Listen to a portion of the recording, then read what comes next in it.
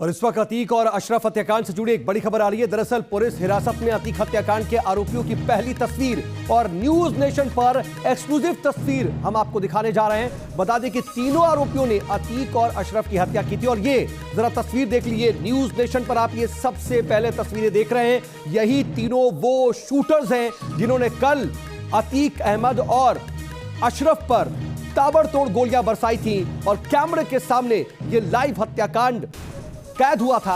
और ये एक्सक्लूसिव तस्वीरें इस वक्त आप न्यूज नेशन पर देख रहे हैं। इस हत्याकांड को अंजाम देने वाले तीनों ही जो आरोपी हैं उनकी ये पहली तस्वीर पुलिस कस्टडी के बीच की ये तस्वीर आप इस वक्त देख रहे हैं। तीनों ही इस वक्त पुलिस की हिरासत में हैं और पुलिस हिरासत की ये तस्वीर इस वक्त आप सबसे पहले न्यूज नेशन पर देख रहे हैं।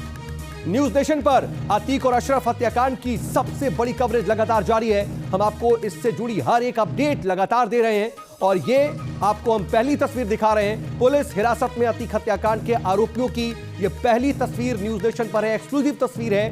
तीनों आरोपियों ने ही अतीक और अशरफ की हत्या की थी। बता दें कि अतीक अहमद और अशरफ की कल तीनों हमलावरों ने गोली मार करके हत्या कर दी थी। पूरा घटनाक्रम किस तरह से घटा और इस हत्या के पीछे की वजह क्या थी, ज्यादा जानकारी दे रहे हैं न्यूज नेशन संवाददाता राहुल डबास। 15 अप्रैल रात के 10:28 अतीक अहमद और उसके भाई के साथ 12 पुलिस वाले और जीप यहीं आके रुकती है। दरअसल इसी मेडिकल कॉलेज में अतीक का मेडिकल किया जाना था, लेकिन उस वक्त मीडिया के कई चैनल भी मौजूद थे। मीडिया कर्मी बाइट लेने की कोशिश कर रहे थे, वर्जन लेने की कोशिश कर रहे थे, पूछ रहे थे अतीक से कि किस तरीके से पूरे हत्याकांड को अंजाम दिया गया। क्योंकि उसी दिन की अगर बात करें तो असद यानी अतीक अहमद के बेटे का अंतिम जनाजा निकला था। अतीक बात कर रहा था और यही मेडिकल कॉलेज है, मोतीलाल नेहरू मेडिकल कॉलेज प्रयागराज। और यहाँ पर लगभग 10 से 12 पुलिसकर्मी और 10 से 12 मीडिया कर्मी। उनमें से 3 मीडिया कर्मी ऐसे थे जो सामने मौजूद छोटे जो यहाँ पर आपको घर नजर आएंगे, इन्हीं गलियों के एक होटल में रुके हुए थे। दरअसल इस पूरे इलाके की डेमोग्राफी की बात करें, भूगोल की बात करें तो ये ऐसा भूगोल है जहाँ पर गलियों के अंदर पता करना बेहद मुश्किल हो जाता है। उनके पास आई कार्ड था, एक के पास कैमरा था, दूसरे के पास माइक था। और यहीं पर ही आके अतीक अहमद के साथ उत्तर प्रदेश पुलिस की गाड़ी रुकती है। वो बात करता है, आखिरी जो शब्द है वो थे गुलाम को लेकर के, वो थे उसको लेकर के जो अभी भी फरार नजर आ रहे हैं। और उसके बाद गोलियों की बौछार होती है, एक के बाद एक कई गोलियों के राउंड चलाए जाते हैं। और उन गोलियों के राउंड से सबसे पहले अतीक अहमद गिर जाता है, उसके साथ में दूसरे हाथ में बंधा होता है उसका भाई साथ में गिर जाता है। और गोलियों की बौछार के बीच यहाँ पर निशान बना के रखे गए। दरअसल जो यहाँ पर निशान नजर आएंगे ये उसी के ही निशान है। इस निशानों से तस्दीक होती है कि किस तरीके से हत्याकांड को अंजाम दिया गया।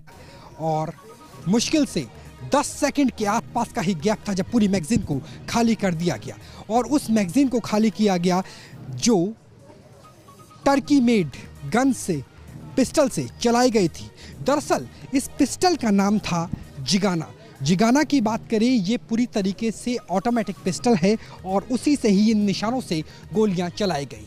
अब खास बात यह भी है कि जिगाना पिस्टल यहाँ पहुंची कैसे, तो जो सूत्र बताते हैं जिसमें नॉर्डिक मॉनिटर यानी स्वीडन की एक बड़ी कंपनी के दस्तावेज भी शामिल है कि जिगाना पिस्टल MIT दरअसल जैसे ISI पाकिस्तान की है, जैसे मोसाद इजराइल का है और भारत की रॉ है, वैसे ही MIT है अगर टर्की की बात करें। और MIT से ऐसे हथियार पाकिस्तान के जरिए भारत के गुंडों के पास, भारत के गैंगस्टर्स के पास पहुंचाए जाते हैं। यानी जिस नेटवर्क के जरिए अतीक अहमद के पास हथियारों का जखीरा पहुंचता था, उसी नेटवर्क ने उसकी जान ले ली। उसके पीछे वजह क्या हो सकती है? वजह कुल मिलाकर के 4 हो सकती है। पहला, अतीक अहमद से 17 तारीख तक पुलिस रिमांड में पूछताछ होनी थी, तो वो क्या ऐसे नाम बोलने वाला था? वो ऐसे नाम बोलने वाला था क्योंकि अतीक अहमद सिर्फ गैंगस्टर ही नहीं था, वो पॉलिटिशियन भी था, उसे संरक्षण था एक तरह के राजनीतिक दल का।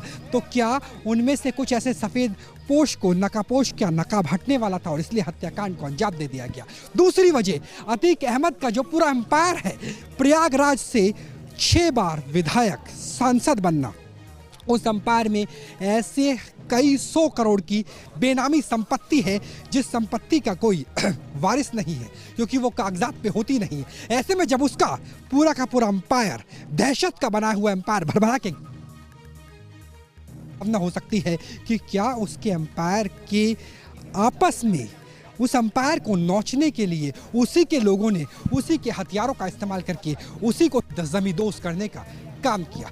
तीसरी वजह यह भी संभावना है कि जिस तरीके से तफ्तीश में पाकिस्तान का लिंक आ रहा था, आईएसआई का लिंक आ रहा था, लश्कर मोहम्मद का, जैश ए मोहम्मद का लिंक आ रहा था, लश्कर तोयबा का लिंक आ रहा था, पीएफआई का लिंक आ रहा था, तो क्या इस वजह से अतीक को सीधे तौर पर मार दिया गया? वजह बहुत सारी है। एक वजह यह भी है कि अतीक के अपने ऊपर